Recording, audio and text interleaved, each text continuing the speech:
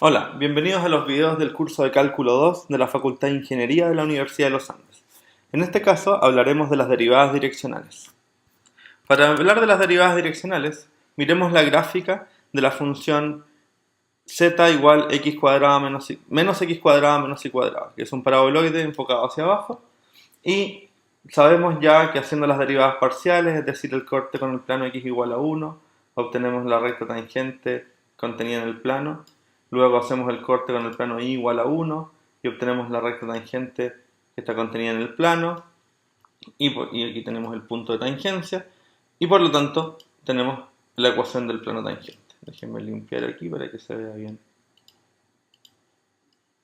el plano tangente. El plano tangente.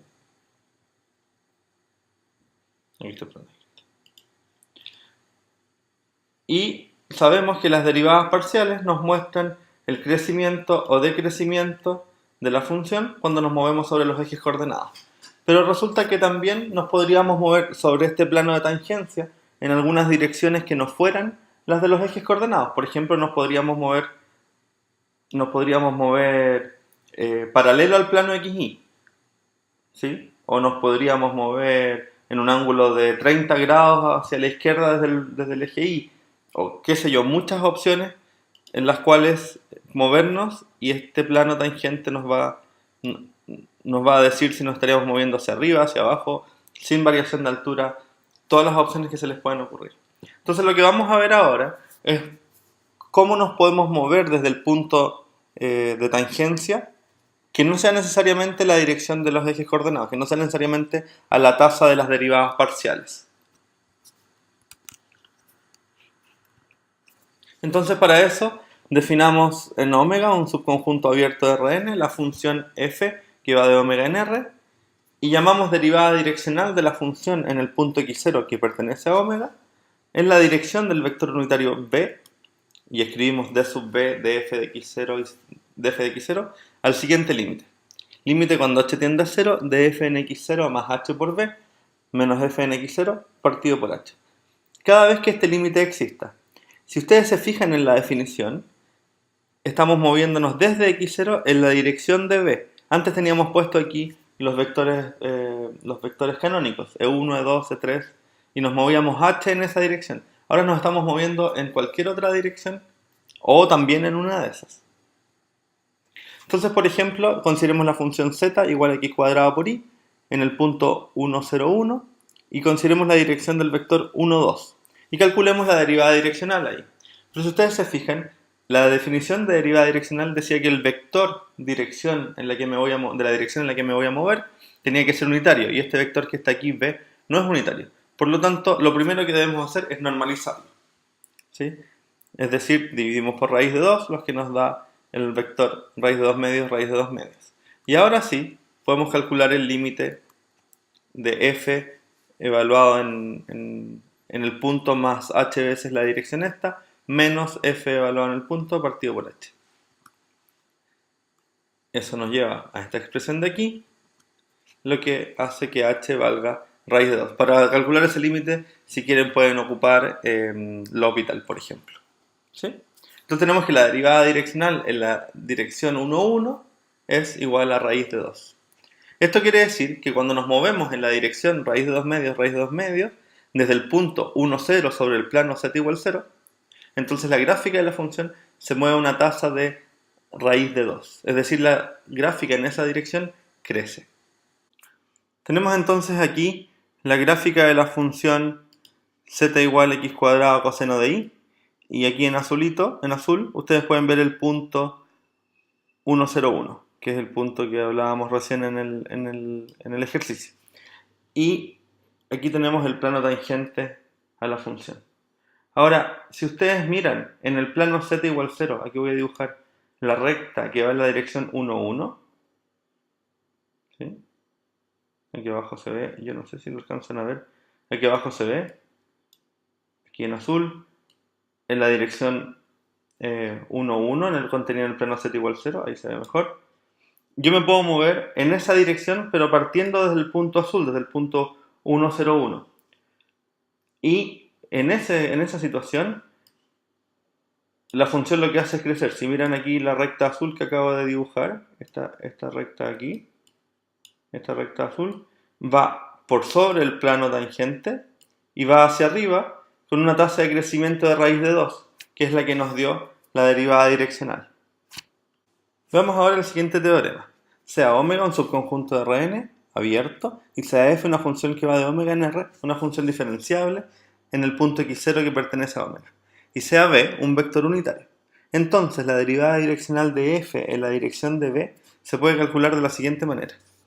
Se puede obtener haciendo el producto punto entre b y el gradiente de la función f evaluada en x0. Y si recuerdan del curso de álgebra lineal, el producto punto entre dos vectores es la norma de un vector por la norma del otro vector por el coseno del ángulo que los separa. En este caso, b es un vector unitario y por lo tanto solamente nos queda la norma del gradiente por el coseno de θ. Donde, como dije antes, θ es el ángulo formado por b y el gradiente de la función f evaluada en x0. Entonces, por ejemplo, calculamos la derivada direccional de z igual a 2x por seno xy en el punto 1 pi medio en la dirección del vector 1 medio raíz de 3 medios. Este vector ya es unitario, por lo tanto no hay que calcular no hay que normalizarlo. Y tenemos que la derivada parcial de f respecto de x es 2 seno de xy más 2xy coseno de xy. Y la derivada parcial respecto de y es 2x cuadrado coseno de xy.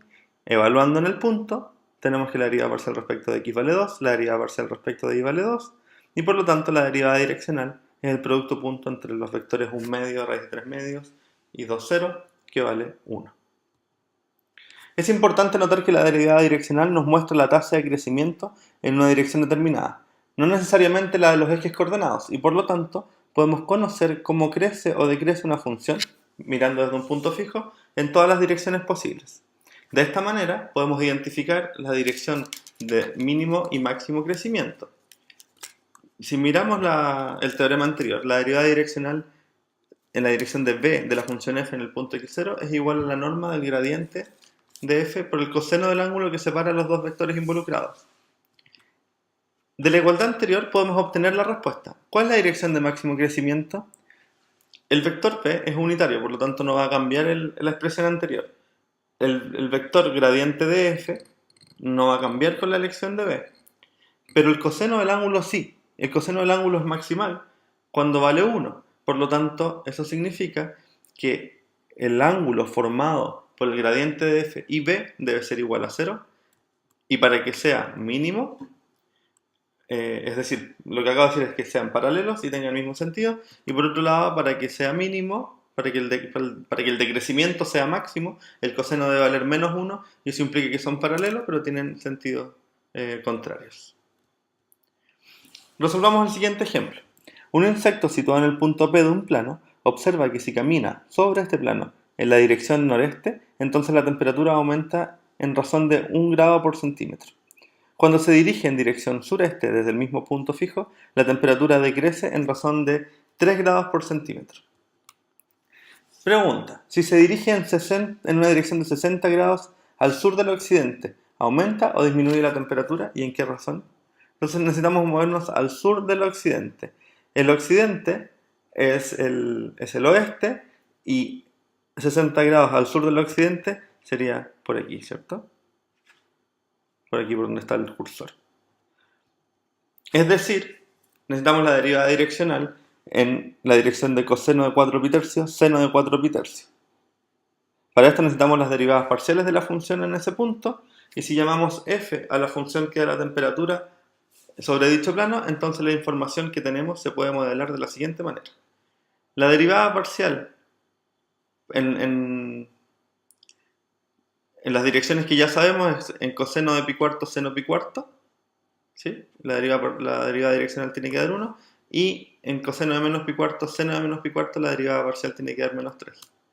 Por lo tanto, resolviendo el sistema, tenemos que la derivada parcial respecto de x vale menos raíz de 2, y la derivada parcial respecto de y vale 2 raíz de 2. Usando que la dirección unitaria que indique los 60 grados al sur del occidente es coseno de 4 pi tercios, seno de 4 pi tercios, que es menos 1 medio menos raíz de 3 medios, tenemos que la derivada direccional en esa dirección de la función es igual al producto punto entre estos dos vectores. menos 1 medio, menos raíz de 3 medios, y menos raíz de 2, 2 raíz de 2.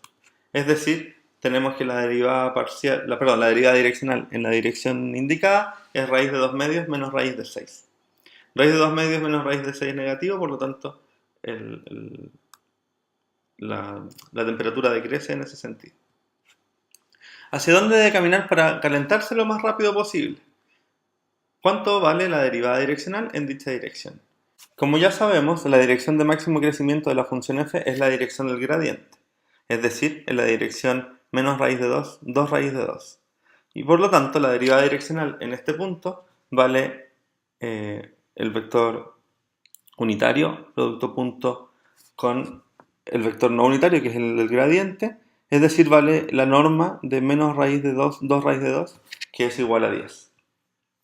Si está cómodo con su temperatura, ¿en qué dirección debe moverse para mantenerla constante? Para esto debe moverse de manera que su derivada direccional sea nula, para que la temperatura no cambie. Es decir, buscamos una dirección tal que el producto punto con menos raíz de 2, 2 raíz de 2 sea 0. Y esta dirección unitaria es la dirección 1 partido por raíz de 5 por 2,1. Lo que tenemos que hacer aquí es hacer el producto punto, obtener una ecuación que nos liga las dos coordenadas del vector v y nos da como resultado la dirección 1 partido por raíz de 5, 2,1. Eso es todo por este video. Que tengan un muy buen día y nos vemos en un próximo video del curso de Cálculo 2. Hasta luego.